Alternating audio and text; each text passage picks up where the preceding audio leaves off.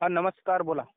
साहेब, PM किसान सन्मान निधी योजना आणि नमो शेतकरी सन्मान निधी योजना याबाबत जे आता व्हिडिओ बनू लागले की 25 तारखेला, 27 तारखेला, 28 तारखेला हप्ता रिलीज होणार आहे, म्हणजे वितरण होणार आहे, त्याचे पैसे येणार आहेत. अर्थातच परत 30,000 रुपये प्रत्येकी सालाना, अर्थातच पुढचा येणारा हप्ता खूप मोठा भेटणार आहे पीएमचा.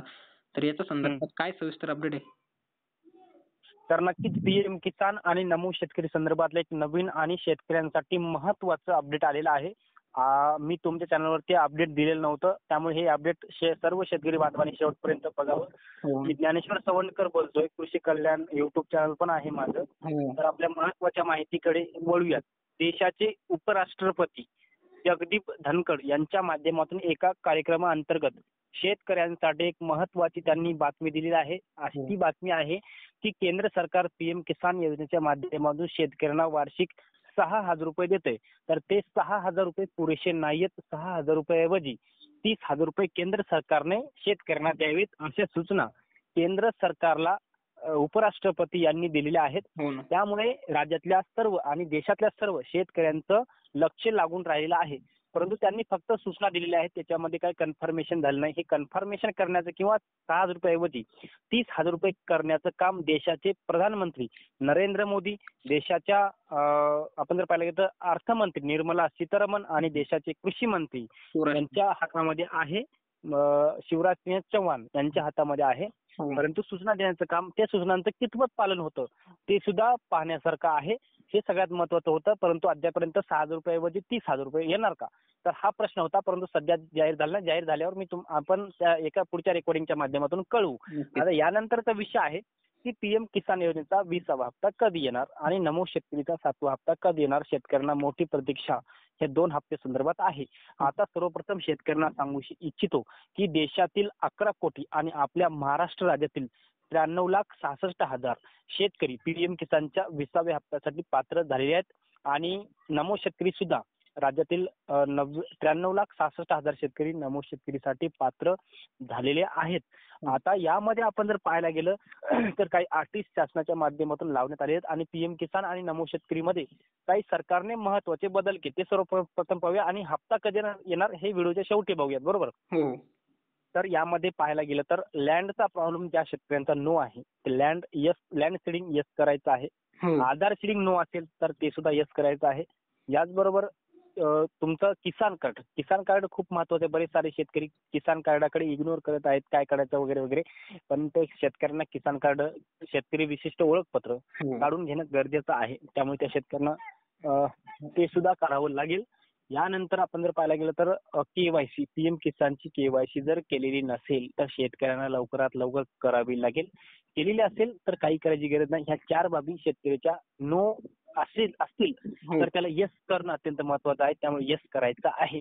आता यामध्ये सगळ्यात महत्वाचं प्रश्न की केंद्र पीएम किसान मध्ये काही बदल केलेत का, तर नक्कीच बदल केले. काही शेतकरी पीएम किसान योजनेमधून आणि नमो शेतकरी योजनेमधून स्वतः सरेंडर झाले होते. म्हणजे ते त्यांना लाभ घ्यायचा नाही किंवा चुकीच्या पद्धतीने सरेंडर करण्यात आले होते शासनाकडून, किंवा ते स्वतः त्यांच्या चुकीमुळे, क्लिकमुळे सरेंडर झाले होते. मग अशा शेतकऱ्यांना पुन्हा पीएम किसान किंवा नमो शेतकरीमध्ये लाभ घेण्याची संधी केंद्र सरकारने किंवा कृषी विभागाने शेतकऱ्यांना दिलेली आहे. जे शेतकरी स्वतःहून सरेंडर झाले होते ते लाभासाठी पुन्हा पात्र होण्यासाठी अर्ज करू शकतात. ती शेतकऱ्यांसाठी आनंदाची बातमी आहे. याचबरोबर बऱ्याच साऱ्या शेतकऱ्यांचा प्रश्न आहे तो म्हणजे, दादा आम्हाला पीएम किसानचे 15 हप्ते आलेत, 16वा, 17वा, 18वा, 19वा हप्ता आमच्या खात्यामध्ये आला नाही. मग अशा शेतकऱ्यांनी काय करावं. याचबरोबर नमो शेतकरी संदर्भात सुद्धा तेच आहे. काही शेतकरी आम्हाला विचारतात, दादा आम्हाला पीएम किसान नमोचा पहिला आणि दुसराच हप्ता आलाय, 3रा, 4था, 5वा, 6वा हप्ता आलेला नाही.